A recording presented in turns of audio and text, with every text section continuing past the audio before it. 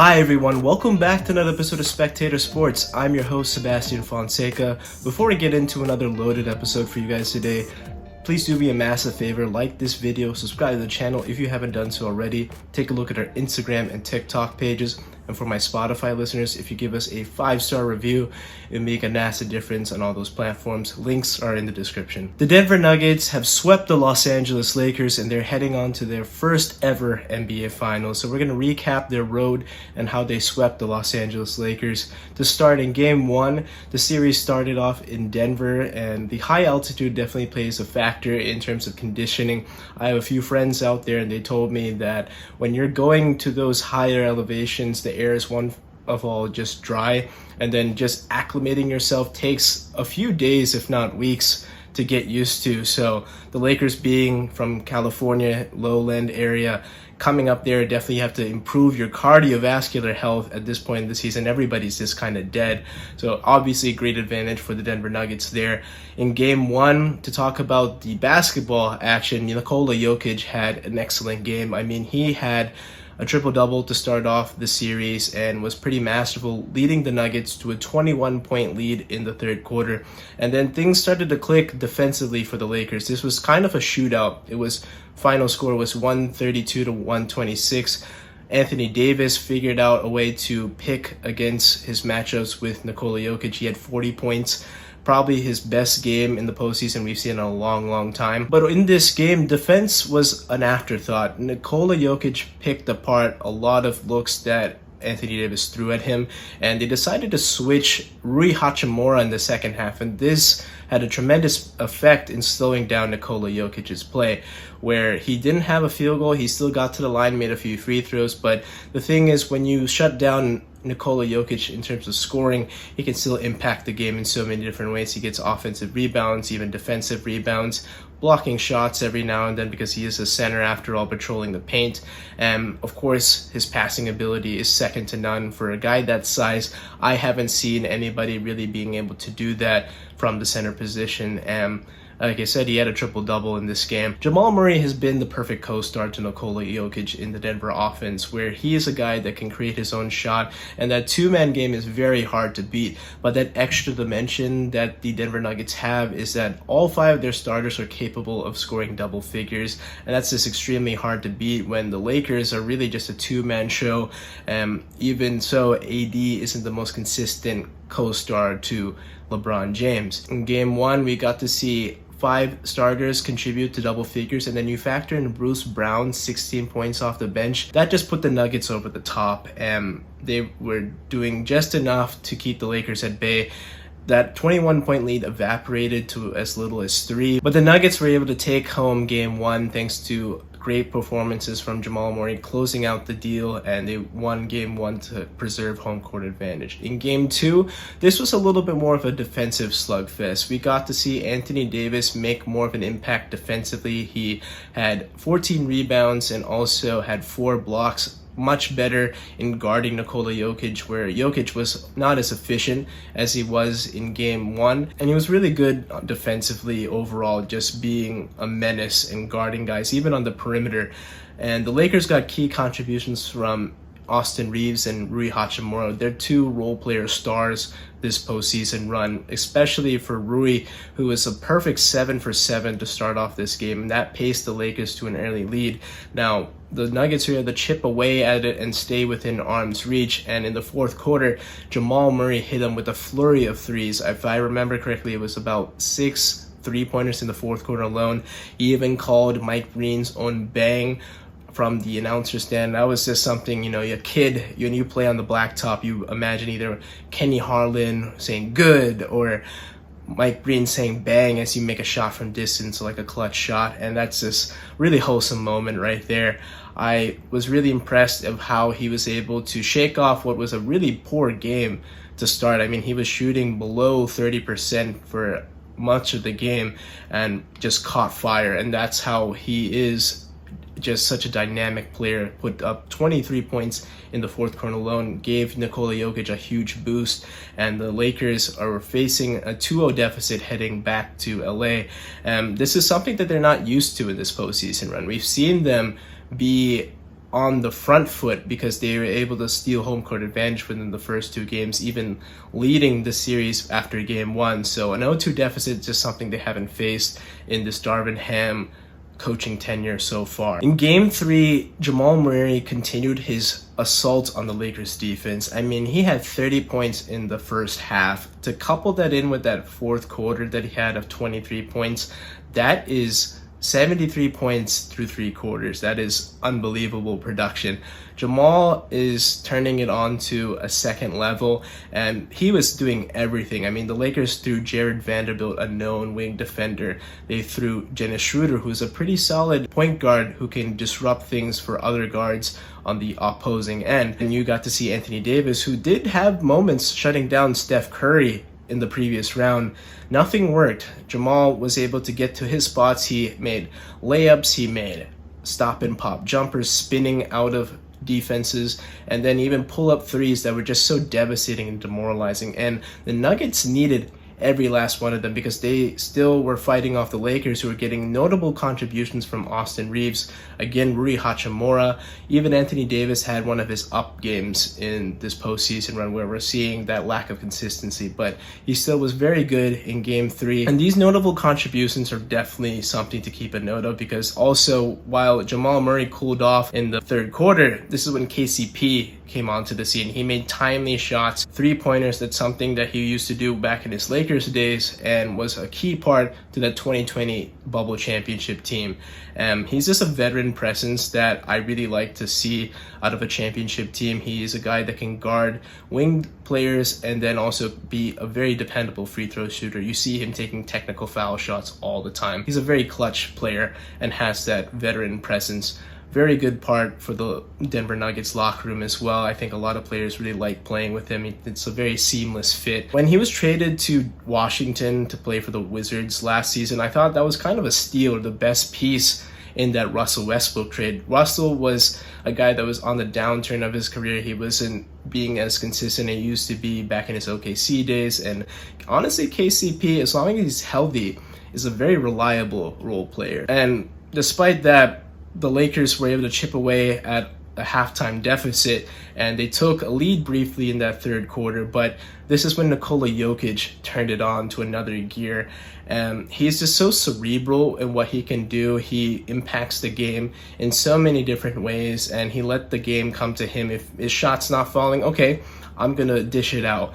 If he's not making a presence on the defensive end, he's still going to put his body in the way and not be just a cone of a defender, something a lot of people want to target because that's one of his deficiencies in his game, but still very cerebral player.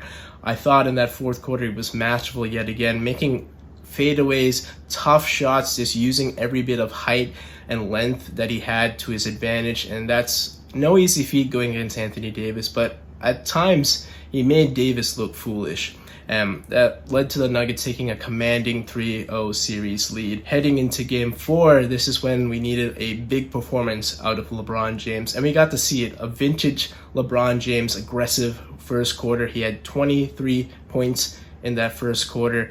A lot of things were going their way. I even saw him throw an attempted lob pass to Rui Hachimura for an alley-oop dunk that went straight through the hoop, and it maybe just felt like the way things were going, it might be the Lakers' day. They might be able to stave off elimination and force a game 5. LeBron slowly tailed off, and you could just see that he just doesn't have that consistency as he used to maybe even 3 years ago. He's just 38. Father Time is undefeated, and there's only so much a guy like that can do. And slowly but surely, despite going into halftime down 15, and this was mainly due to the Nuggets having undisciplined defense. I mean, they let guys get right by them, and then they gave up cheap fouls. The Lakers lived at the free throw line in that second quarter. They reset at halftime. Jamal Murray got going. They got notable contributions from Michael Porter Jr. Aaron Gordon was probably the most consistent player throughout Game 4 because he had 21 points and was guarding LeBron James for much of the game, and he had 3 3-pointers as well. He's known as being the guy or the weakest link in terms of scoring because he doesn't have much of a jump shot, and he's relegated to the dunker spot. I think he's more than that. He can stretch the court still. He can line up in that short corner 3 area and still take a few 3-pointers. He's capable of making that. He's a 35% 3-point shooter. I think he does have the license to take about 3 or 4 3-pointers a game. And I mean, those contributions were huge for the Nuggets to stay in this game. In the fourth quarter, after taking a brief lead, the Nuggets were trying to do whatever they could to stave off the Lakers' comeback attempts. Anthony Davis got going. Jokic was in foul trouble. He had a couple careless drives to the basket where he gave up charge attempts, and those led to fouls 4 and 5, and that meant that he had to be very careful defensively. He couldn't really put a body on anybody, otherwise he would risk disqualification. LeBron still was able to make impacts, but just seemed like he ran out of gas. And for the Nuggets, I mean, the offense really stagnated in that fourth quarter. There wasn't a lot going on. It was just really ISO play, and Jokic had to set up a lot of things. A couple breakdowns by the Lakers were able to provide key baskets for the Nuggets, and Jokic simply took over. When things broke down, he found ways to get points for the Nuggets. I mean, a couple times just very contested shots, fading from the 3-point line. I mean, very much like Dirk Nowitzki, a one-legged step-back fadeaway. I think Dirk is the more patented fadeaway jump shooter that we've seen for big men, but Nikola, now in that last sequence, the Lakers were down 2 and they had an opportunity to send this game into overtime. LeBron got it at the top of the key and he's going towards the rim. You think this is probably going to overtime because he's getting a good look at the rim.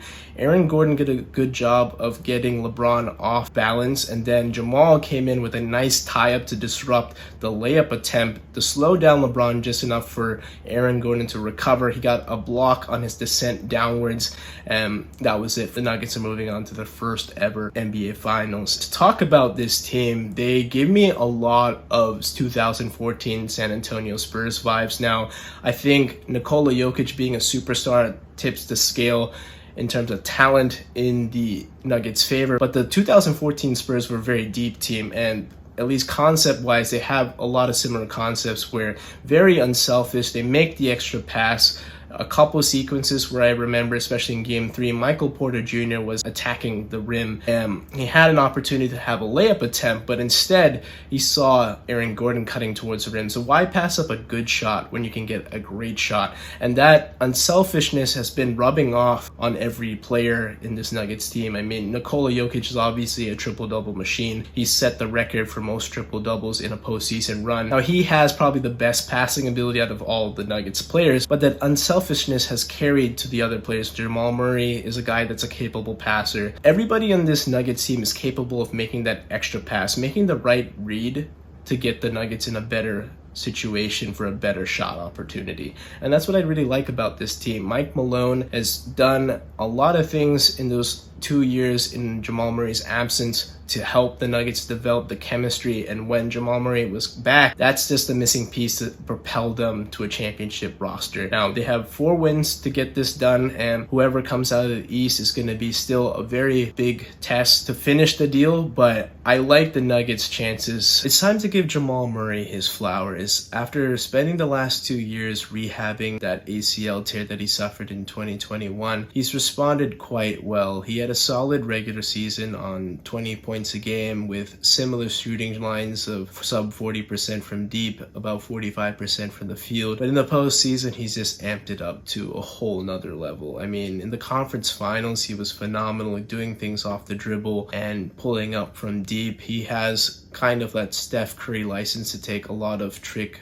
shots and threes. He's such a talented player, and it's great to see that he's responding from such a scary injury like an ACL injury. Now, it's easy to come back and recover from an ACL injury. We've seen it done, but it still takes some time, and there's that unsureness that he reached out to guys like Klay Thompson, who suffered an ACL injury and an Achilles injury that cost 2 years of his career. Similar case there where those two kind of bonded in their recovery process. Even Murray was worried that the Nuggets would trade him because he is a great asset to have, healthy or not. He's a talented player. He's probably just scraping the surface of what his ceiling could be. But in the meantime, Mike Malone always assured them that he's an integral piece of this Nuggets offense. And in the meantime, Nikola Jokic was able to get the chemistry with Michael Porter Jr., Aaron Gordon, and then in the season, in the few games that Jamal Murray has missed, he got additional chemistry with Bruce Brown and KCP. And this Nuggets team, like I said, they're kind of giving me those 2014 Spurs vibes where they're just so unselfish, and Jamal is ascending into that upper echelon of guards. So if he completes this run,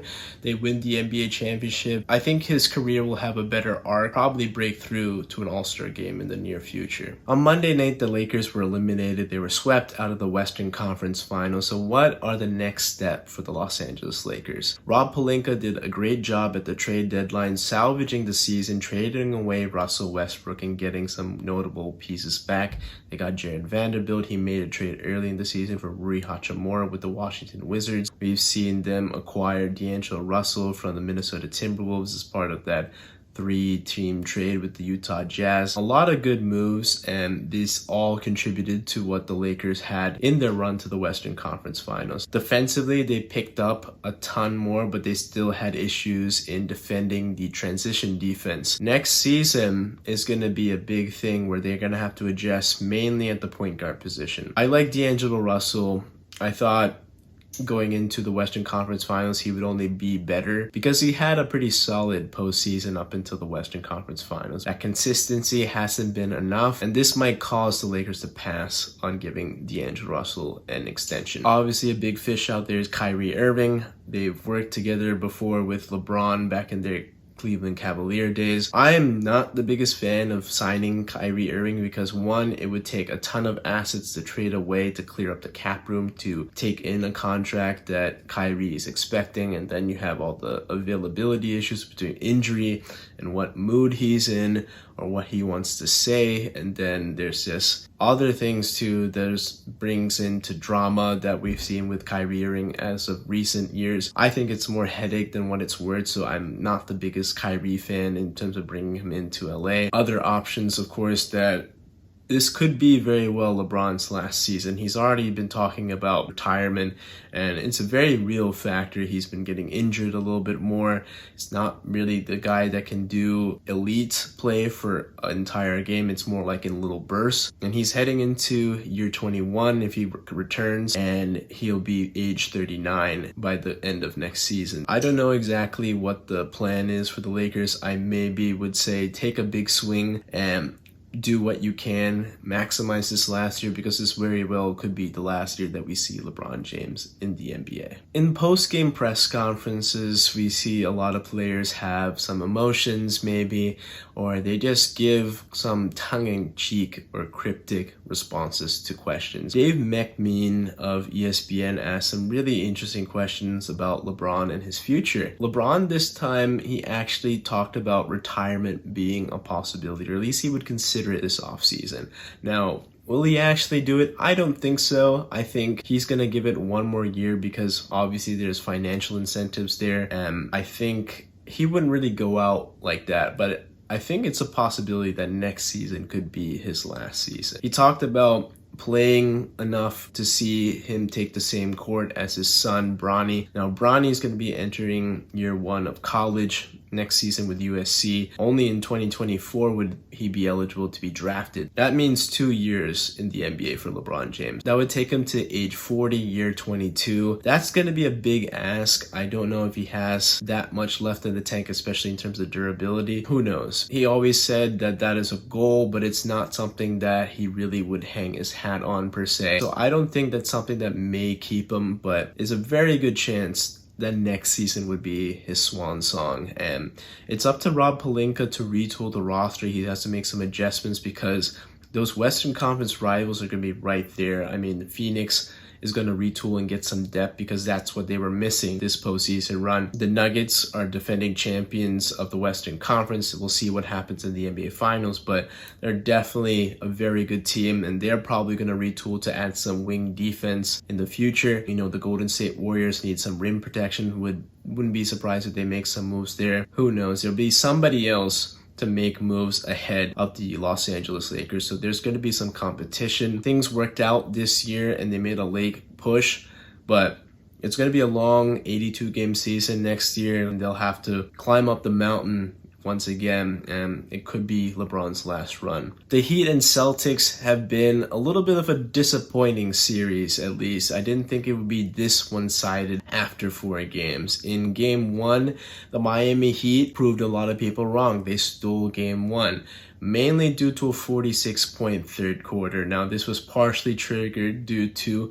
Al Horford trolling the Miami Heat bench as he made a timeout motion towards the Miami Heat bench, and this triggered a huge Heat run, turned the tide heavily in their favor.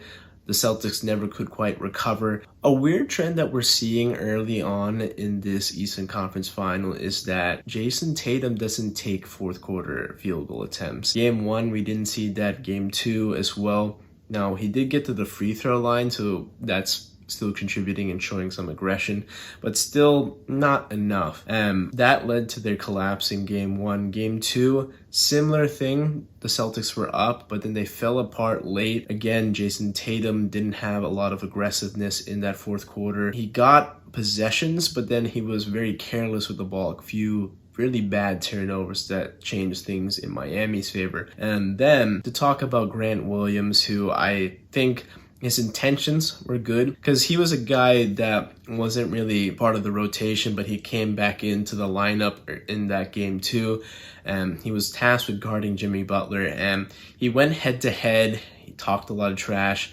I think he was just trying to fire up the Celtics bench, but that turned into Jimmy Butler getting super pissed at Grant Williams and the Boston Celtics, and he turned it on to another gear that he just worked poor Grant Williams pretty much. He scored on 5 out of 6 possessions when guarded by Grant Williams in that fourth quarter, and the Heat escaped with another road victory. So that's stealing 2 on Boston's home court. And as the series transitions to Miami, I was really worried that would the Celtics be able to even return to their home court with something to play for a potential Game 5. Game 3, same thing. It came out very, very flat, and the J&Js have been a disappointment, at least in this Eastern Conference final. I think Jason Tatum has been solid, but he had a very poor Game 3. But Jaylen Brown in particular has been pretty bad this entire series. My biggest knock on Jaylen Brown has been that he takes way too many three-pointers. He takes a lot of three-pointers that he thinks he can make. He's relies on that streakiness. More times than not, he doesn't really cash in on three-point attempts. In Games 1 and 2, he went for a combined 1 out of 13, and I think he followed it up with an 0 for 6 performance in Game 3. Game 4 just wrapped up, so I didn't see the entire stat line there, but the Celtics were able to pull off a Game 4 victory in quite convincing fashion, mainly thanks to Jason Tatum actually picking up his play. He seemed to get going. But going back to Jaylen Brown, I think he just takes way too many three-pointers now. He did make the 3rd All-NBA team. He's eligible for that Supermax contract. Now, the question is, are the Celtics willing to commit $600 million amongst 2 players for the next 5 years? And I'm not sure. I know I want Jason Tatum. There are consistency issues with him, and I think the weird thing about it is you want Jason Tatum to have that aggressiveness that Jaylen Brown has, and then you want Jaylen Brown to have the skill set that Jason Tatum has. So they kind of complement each other, but they also have very big deficiencies that are glaring in certain points of a series. As talented as they are, these two have been running it together consistently, at least since 2018.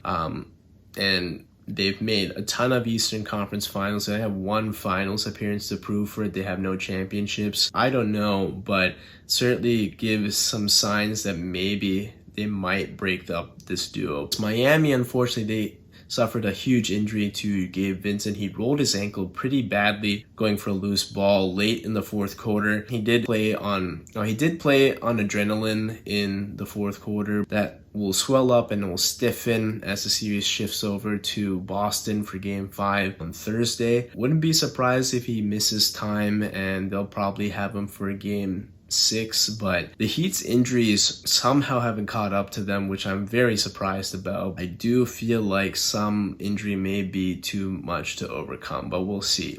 The Miami Heat won't toy around with the Boston Celtics for too long because they need to wrap the series up ASAP, because the Denver Nuggets are resting right now. They won't play a game until next Thursday, and the more you play, the more you subject yourself to other injuries. So you want to go into the finals as strong as possible. They could get Tyler Hero back. I think the Celtics will fight, but this won't go anything crazy past the game 6. Man City look unstoppable against Real Madrid. I talked about last week about how they had an advantage going into this matchup in leg 2 because they salvaged the 1-1 draw at the Bernabeu.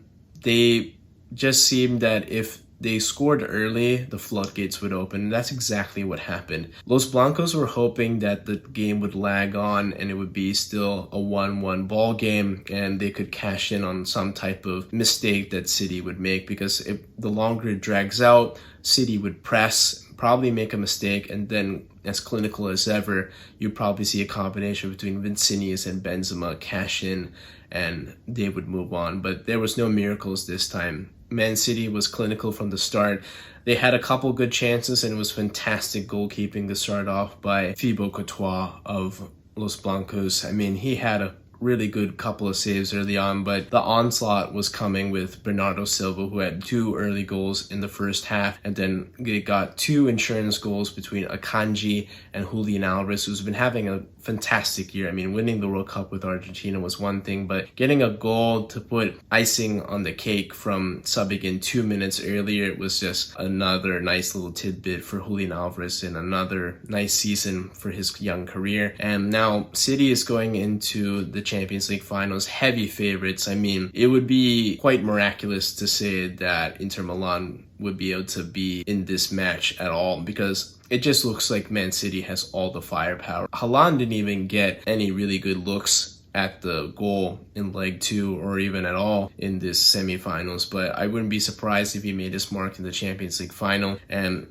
they're still alive for the treble. They clinched the English Premier League title thanks to Arsenal's own ineptitude. I mean, they were on a streak of draws and then they lost to Man City. They picked up a couple wins earlier this month of May, but another couple losses between Arsenal and their opponents led to their own demise, and City can now coast. They can worry about now the FA Cup and the Champions League. Hopefully they remain healthy, and now Pep could complete this historic season as being part of this treble of Man City. I think it will go down as one of the best seasons that we'll see out of any club out of England, and we'll see what happens, but I would expect them to complete the treble. So that's it for this episode of Spectator Sports. As always, thank you so much for tuning in. A small message for my viewers. I want to thank you all for tuning in. I will be taking a little bit of time off. I'll be doing a little bit of traveling, and I know the NBA Finals around the corner. I'll be coming up with smaller videos for sure, but it really just depends on how the Wi-Fi situation is while I'm traveling. I'll still be making TikToks and Reels on my Instagram, which are going to be linked in the description, but there won't be a podcast until I return. It'll probably be a reflection on the Champions League final and the NBA Finals, as those are going to be started in June. But until next time, as always, thank you so much for tuning in, and I greatly appreciate it. Take care.